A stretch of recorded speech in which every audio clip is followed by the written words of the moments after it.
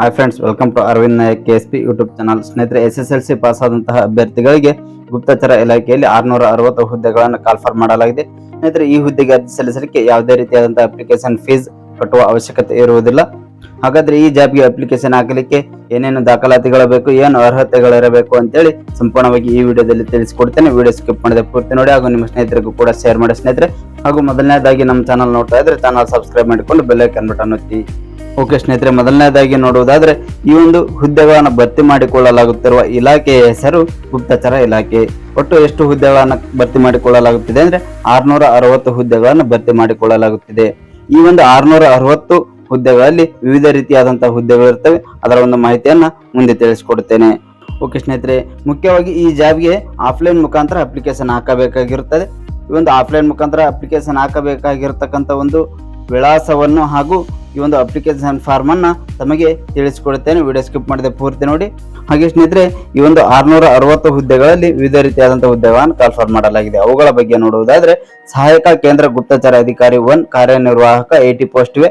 ಹಾಗೆ ಸಹಾಯಕ ಕೇಂದ್ರ ಗುಪ್ತಚರ ಅಧಿಕಾರಿ 2 136 ಪೋಸ್ಟ್ ಇವೆ. ಇನ್ನು junior intelligence officer 1 executive 120 post ಇವೆ. ಅದೇ ರೀತಿಯಾಗಿ junior intelligence officer 2 executive 170 post ಇವೆ. ಹಾಗೂ ಭದ್ರತಾ ಸಹಾಯಕ ಕಾರ್ಯನಿರ್ವಾಹಕ 100 ಪೋಸ್ಟ್ಗಳಿರ್ತವೆ.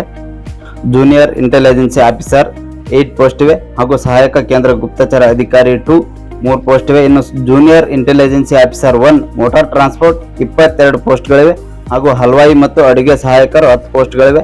ಉಸ್ತುವಾರಿ 5 ಪೋಸ್ಟ್, ವೈಯಕ್ತಿಕ ಸಹಾಯಕ 5 ಪೋಸ್ಟ್ ಹಾಗೂ ಪ್ರಿಂಟಿಂಗ್ ಪ್ರೆಸ್ ಆಪರೇಟರ್ 1 ಪೋಸ್ಟ್ ಇವೆ. ಇವೆಲ್ಲವುಗಳನ್ನು ಒಟ್ಟಾಗಿ ಸೇರಿಸಿ 660 ಹುದ್ದೆಗಳನ್ನು ಭರ್ತಿ ಮಾಡಿಕೊಳ್ಳಲಾಗುತ್ತಿದೆ.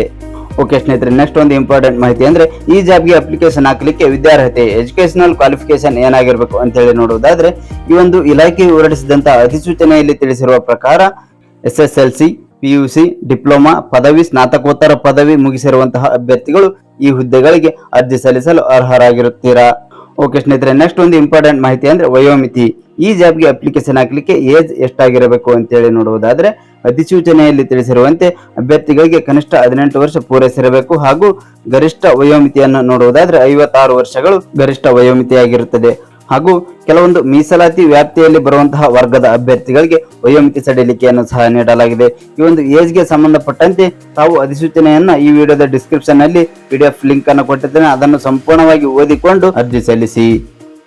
ಹಾಗೂ ವೇತನ ಶ್ರೇಣಿ ಸ್ಯಾಲರಿ ಸ್ಕೇಲ್ ಬಗ್ಗೆ ನೋಡುವುದಾದ್ರೆ ಅಂತಿಮವಾಗಿ ಈ ಹುದ್ದೆಗೆ ಆಯ್ಕೆಯಾದಂತಹ ಅಭ್ಯರ್ಥಿಗಳಿಗೆ ಮಾಸಿಕವಾಗಿ 21,700 ರೂಪಾಯಿಯಿಂದ 69,100 ರೂಪಾಯಿವರೆಗಿನ ಮಾಸಿಕ ವೇತನವನ್ನು ನೀಡಲಾಗುತ್ತದೆ.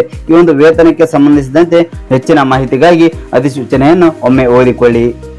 ಓಕೆ ಸ್ನೇಹಿತರೆ, ಈ ಜಾಬ್ಗೆ ಆಫ್ಲೈನ್ ಮುಖಾಂತರ ಅಪ್ಲಿಕೇಶನ್ ಹಾಕಬೇಕಾಗಿರುವುದರಿಂದ ತಾವುಗಳು ಪೋಸ್ಟ್ ಮಾಡಬೇಕಾದಂತಹ ವಿಳಾಸ ಹೀಗಿರುತ್ತದೆ. ಜಂಟಿ ಉಪನಿರ್ದೇಶಕ G3 ಗುಪ್ತಚರ ಬ್ಯೂರೋ, ಗೃಹ ವ್ಯವಹಾರಗಳ ಸಚಿವಾಲಯ, 35 GP ಮಾರ್ಗ, ಬಾಪುಧಾಮ್, ನವದೆಹಲಿ, ಪಿನ್ ಕೋಡ್ 110021. ಈ ಒಂದು ವಿಳಾಸಕ್ಕೆ ತಾವು ತಮ್ಮ ಅಪ್ಲಿಕೇಶನ್ ಅನ್ನು ಫಿಲ್ಅಪ್ ಮಾಡಿ ಪೋಸ್ಟ್ ಮಾಡಬೇಕಾಗಿರುತ್ತದೆ. ಹಾಗೆ ಇಂಪಾರ್ಟೆಂಟ್ ಡೇಟ್ಗಳನ್ನು ನೋಡುವುದಾದ್ರೆ ಅರ್ಜಿ ಸಲ್ಲಿಸಲಿಕ್ಕೆ ಪ್ರಾರಂಭ ದಿನಾಂಕ ಮಾರ್ಚ್ 13, 2024 ಅರ್ಜಿ ಸಲ್ಲಿಕೆ ಪ್ರಕ್ರಿಯೆ ಆರಂಭವಾಗಿರುತ್ತದೆ. ಹಾಗೂ ಅಪ್ಲಿಕೇಶನ್ ಹಾಕಲಿಕ್ಕೆ ಕೊನೆಯ ದಿನಾಂಕ ಮೇ 12, 2024 ಅಪ್ಲಿಕೇಶನ್ ಹಾಕಲು ಕೊನೆಯ ದಿನಾಂಕವಾಗಿರುತ್ತದೆ. ಆಸಕ್ತರು ಮೇ 12 ಒಳಗಾಗಿ ಅರ್ಜಿ ಸಲ್ಲಿಸಿ. ಓಕೆ ಸ್ನೇಹಿತರೆ, ನೆಕ್ಸ್ಟ್ ಒಂದು ಇಂಪಾರ್ಟೆಂಟ್ ಮಾಹಿತಿ ಏನಪ್ಪಾ ಅಂದ್ರೆ ನೋಟಿಫಿಕೇಶನ್ ಲಿಂಕ್ ಹಾಗೂ ಈ ಹುದ್ದೆಯ ಅಪ್ಲಿಕೇಶನ್ ಫಾರ್ಮ್, ಈ 2 ಲಿಂಕ್ ಅನ್ನು ಸಹ ಈ ವಿಡಿಯೋದ ಡಿಸ್ಕ್ರಿಪ್ಷನ್ ಅಲ್ಲಿ ಕೊಟ್ಟಿರ್ತೇನೆ. ಆಸಕ್ತಿ ಇರುವಂತಹವರು ಹಾಗೂ ಈ ಹುದ್ದೆಗೆ ಅರ್ಜಿ ಸಲ್ಲಿಸ ಬಯಸುವವರು ಆ ಲಿಂಕ್ ಕ್ಲಿಕ್ ಮಾಡುವ ಮೂಲಕ ಅಪ್ಲಿಕೇಶನ್ ಫಾರ್ಮ್ ಅನ್ನು ಓಪನ್ ಮಾಡಿ ಪ್ರಿಂಟ್ ತೆಗೆದುಕೊಂಡು ಸಂಪೂರ್ಣವಾಗಿ ಫಿಲ್ಅಪ್ ಮಾಡಿ ಈ ಹಿಂದೆ ತಿಳಿಸಿದಂತ ವಿಳಾಸಕ್ಕೆ ಪೋಸ್ಟ್ ಮಾಡುವ ಮುಖಾಂತರ ಈ ಹುದ್ದೆಗೆ ಅರ್ಜಿ ಸಲ್ಲಿಸಬಹುದು. ಸ್ನೇಹಿತರೆ, ಇಷ್ಟೊತ್ತು ನಾನು ನೀಡಿದ ಮಾಹಿತಿ ತಮಗೆ ಇಷ್ಟವಾಗಿದೆ ಅಂತೇಳಿ ಭಾವಿಸುತ್ತೇನೆ. ಮಾಹಿತಿ ಇಷ್ಟವಾದರೆ ತಪ್ಪದೆ ಈ ವಿಡಿಯೋಗೆ ಒಂದು ಲೈಕ್ ಕೊಡಿ ಹಾಗೂ ತಮ್ಮ ಅನಿಸಿಕೆಯನ್ನು ಕಮೆಂಟ್ ಮಾಡಿ ಮತ್ತು ನಿಮ್ಮ ಸ್ನೇಹಿತರಿಗೆ ಈ ಒಂದು ವಿಡಿಯೋವನ್ನು ಶೇರ್ ಮಾಡಿ. ಹಾಗೂ ಹೊಸದಾಗಿ ನಮ್ಮ ಚಾನಲ್ ನೋಡ್ತಾ ಇದ್ರೆ ಇದೇ ರೀತಿಯಾದಂತಹ ಜಾಬ್ ಇನ್ಫಾರ್ಮೇಶನ್ಗಾಗಿ ನಮ್ಮ ಚಾನಲ್ ಸಬ್ಸ್ಕ್ರೈಬ್ ಮಾಡಿಕೊಂಡು ಬೆಲ್ ಐಕಾನ್ ಬಟನ್ ಒತ್ತಿ. ಧನ್ಯವಾದಗಳು.